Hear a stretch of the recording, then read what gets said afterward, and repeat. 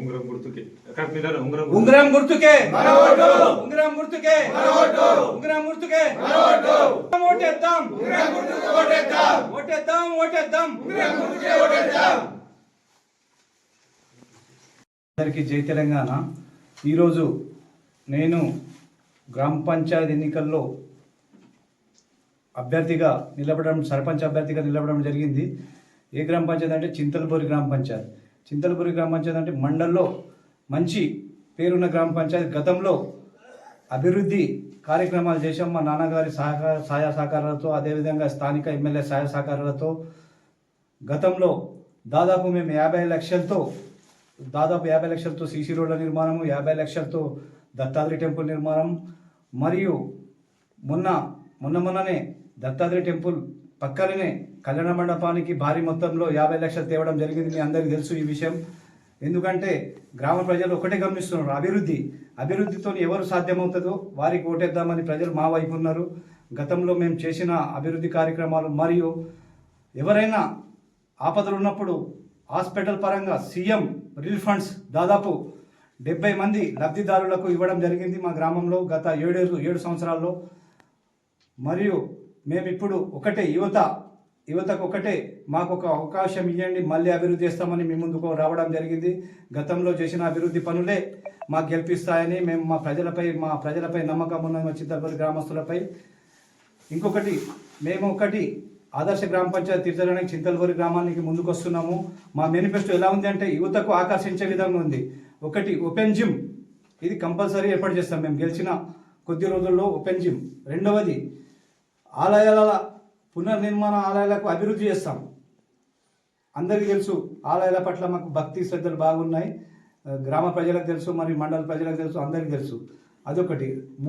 క్రీడా ప్రోత్సహించడానికి ప్రతి సంవత్సరం మా గ్రామంలో క్రికెట్ టోర్నమెంట్ నిర్వహిస్తాం.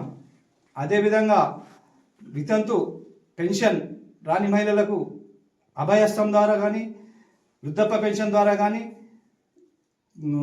గవర్నమెంట్ ఇస్తున్న మహాలక్ష్మి పథకం ద్వారా కానీ పెన్షన్ చేసే విధంగా ప్రయత్నం చేస్తాం. అదేవిధంగా పొలం బాట కింద రోడ్ల నిర్మాణానికి ప్రాధాన్యత ఇస్తాం. మా గ్రామంలో పొలాల రోడ్లకు వెళ్ళడానికి పొలం బాట కింద ఎమ్మెల్యే సహకారం కానీ, మంత్రి సహకారంతో పొలం బాట నిధులు భారీ మొత్తంలో తేవడానికి కృషి చేస్తా.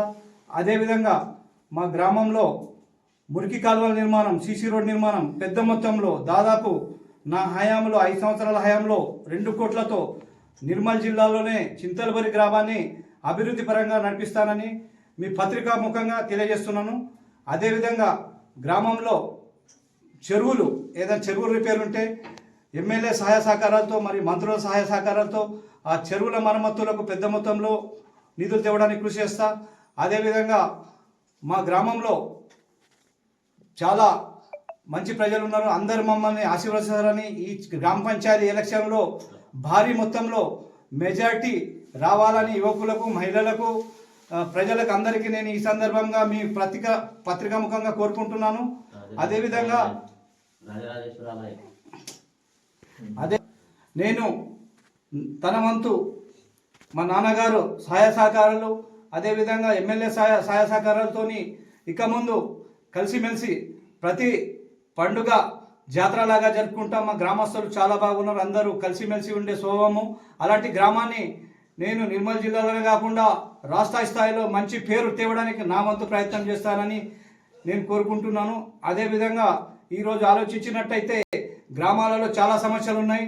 చాలా సమస్యలు ఉంటే మంచి నాయకుడు ఉంటే సమస్యలు తీర్చగలుగుతాం. అదేవిధంగా మీ అందరికీ ఒకటే కోరుకుంటున్నాం, 17వ తేదీ జరిగే ఎన్నికల్లో నాకు ఉంగరం గుర్తుపై ఓటు వేసి భారీ మెజార్టీతో నాకు గెలిపించాలని నేను గ్రామ ప్రజలకు కోరుకుంటున్నాను.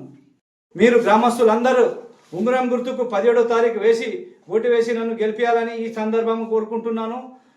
నాదైతే వర్క్ మైండెడ్, మీకు తెలుసు అందరికీ.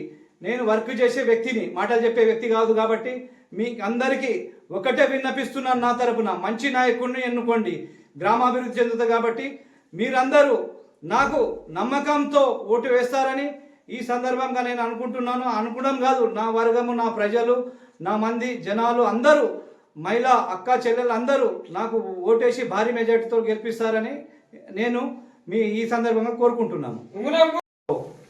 గతంలో కొన్ని రోడ్లు డెవలప్ లేకుండా ఉన్నాయి. వాటిలో ముఖ్యమైనది మాగాం టు చింతలబోరి.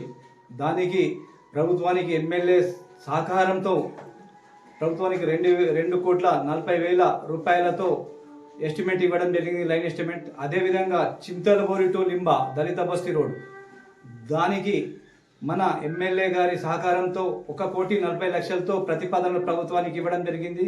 అదేవిధంగా చింతలబోరి టు పాడి రోడ్, మెయిన్ అంటే రోడ్డు వ్యవస్థ ఉంటే వ్యవసాయానికి అనుగుణంగా ఉంటుంది కాబట్టి ఈ రోడ్డు వ్యవస్థ చేయడానికి నా వంతు, ఎమ్మెల్యే గారి వంతు, మంత్రుల వంతు సహాయ సహకారాలు తీసుకుంటూ ప్రతిపాదనలు ప్రభుత్వానికి ఇవ్వడం జరిగింది. త్వరలో నా హయాంలో ఈ 3 రోడ్లకు ప్రాధాన్యత ఇచ్చి ముందు ఈ రోడ్లకు డెవలప్మెంట్ చేస్తా. అదేవిధంగా మా ఊళ్ళో రాజరాజేశ్వర దేవాలయానికి మెయిన్ 10 లక్షలతో ఫంక్షన్ హాల్లో సీసీ రోడ్ కోసం ఎమ్మెల్యే గారి సహాయ సహకారాలతో, గ్రామస్తుల సహాయ సహకారాలతో అక్కడ సీసీ రోడ్డు గెలిచిన 20 రోజుల్లో ఫంక్షన్ హాల్లో సీసీ రోడ్డు వేయడం జరుగుతుంది.